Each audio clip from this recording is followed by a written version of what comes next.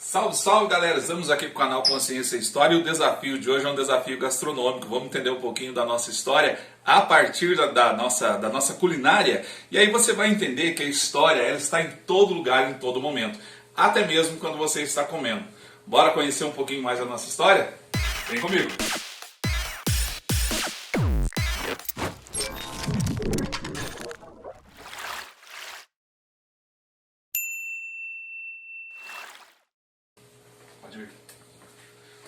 Gente, a aula de hoje nós vamos falar um pouquinho sobre um prato chamado feijão tropeiro.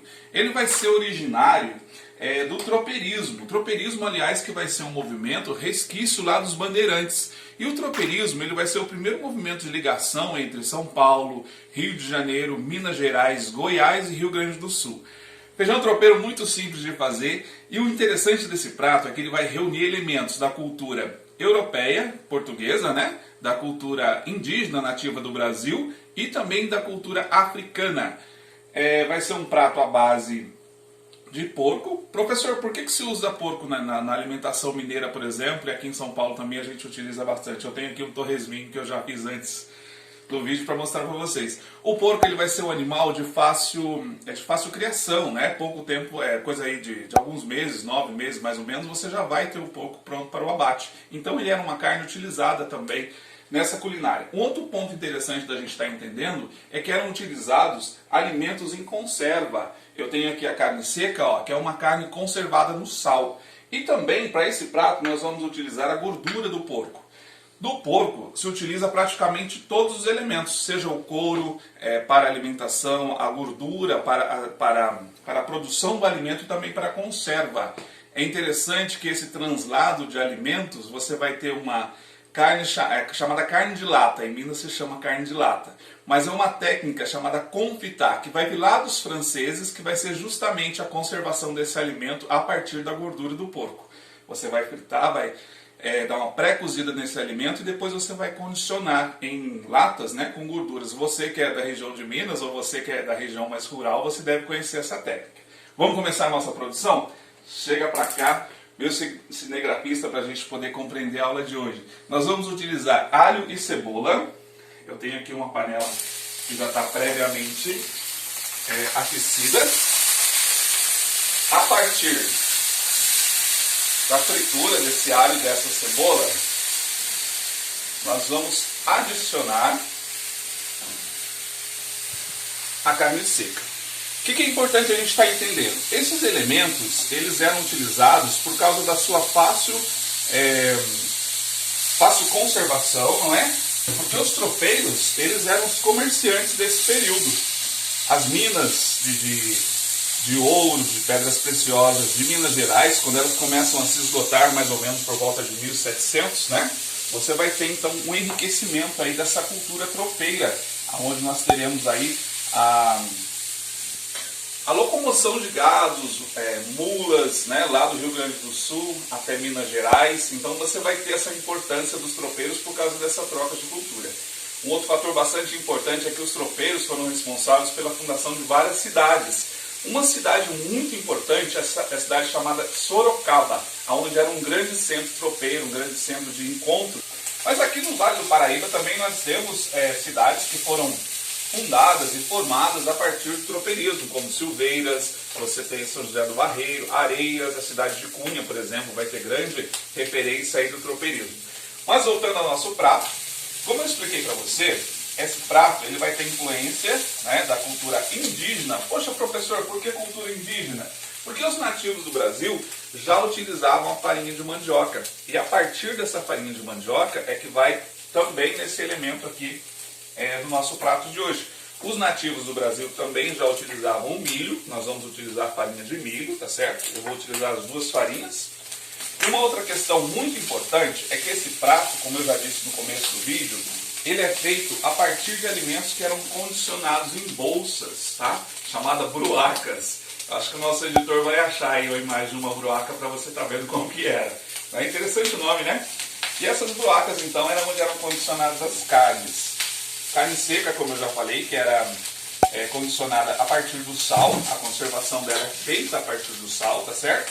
E também os outros elementos aí que eram utilizados a partir da banha do porco.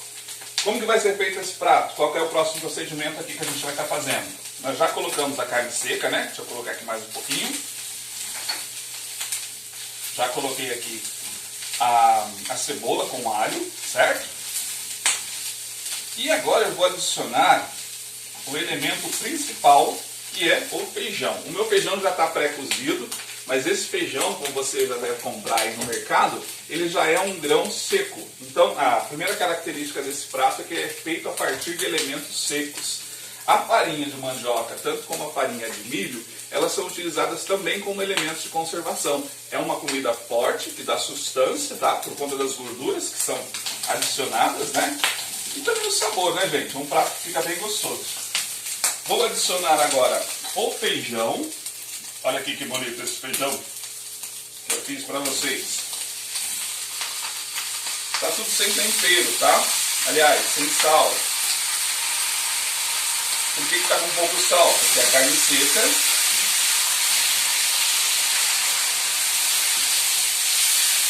já vem aí com bastante sal. Tá dando água na boca, né? Beleza. Olha só, vem pra cá pra você ver como ficou bonito. Aí adiciona aqui. Olha aí. Vai vendo aí que eu vou pegar um pouquinho de água.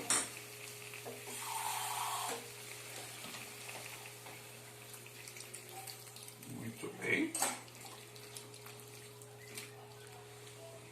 Opa, apaguei o fogo. Muito importante, a gente acende de novo. Olha só. Esse feijão, ele é adicionado à carne seca, né, que já estava previamente aí frita, previamente cozida também. Porque a gente compra a carne no mercado, por que ela é uma carne salgada? Porque ela é acondicionada junto com o sal, que, como eu te falei, é um elemento aí de preservação do alimento, tá? A aula de hoje é bastante interessante porque a gente vai justamente falar dessa mistura de culturas e de elementos. Então aqui está o nosso feijão. Legal Obviamente que isso daqui não era feito assim, né, gente? Com fogão industrial, com gás. Era feito na beira da estrada, onde eles paravam, certo? Vou adicionar farinha de mandioca. Farinha de mandioca. E agora a farinha de milho. Vou colocar tudo.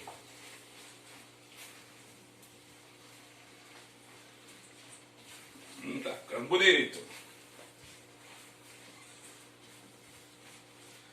Olha só.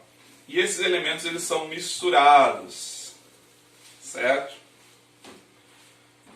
São misturados. Aqui, ó, bem misturadinho. Alguns lugares, aqui de São Paulo, por exemplo, isso daqui vai ter o nome de virado, tá? Virado de feijão. Mas o objetivo da aula de hoje é a gente estar entendendo a origem desse prato, tá bom? Então nós estamos entendendo hoje que o feijão tropeiro, ele tem origem aí dos tropeiros que faziam essa ligação aqui de São Paulo com Minas Gerais, Rio de Janeiro e Goiás, tá certo? E esse daqui é resquício então desse período, é resquício dessa cultura. Chega pra cá pra você ver como tá bonito o nosso prato. Agora eu vou finalizar colocando justamente o toicinho de porco. Opa, deixa eu pegar um instrumento aqui. Aqui em cima desse prato.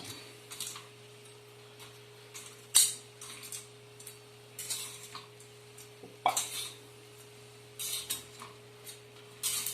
E tá aqui, galera. Tá feito para você então o nosso feijão tropeiro.